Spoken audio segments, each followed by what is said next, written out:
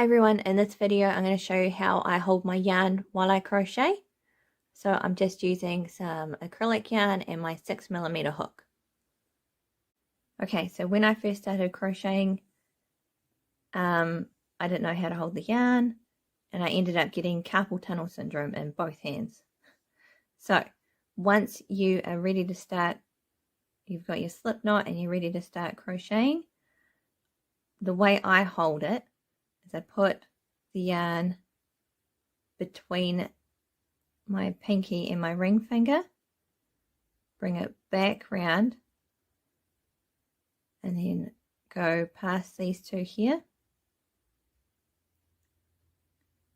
and between these two fingers and over. Okay, and then I can start crocheting. There's a lot of different ways you can hold your yarn. It just depends what feels comfortable, but I found that this way I didn't have any more pain because I was just holding it like that or like that. Okay, so I put it between my ring finger and my pinky, bring it all the way back around past the two middle fingers and between these two and over the top of that one. Okay,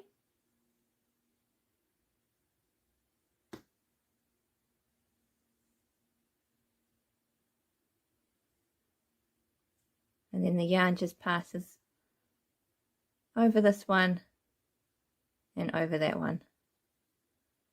Okay, let me know in the comments below if this is helpful. Is this the way you hold your yarn? You know, some people wrap this around again.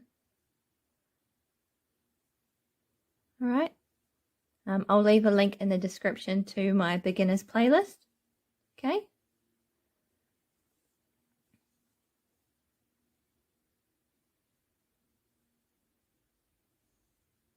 so once more, it's between there,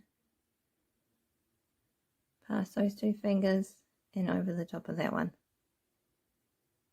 Okay, thank you for watching. Please like and subscribe, and I'll see you in the next video.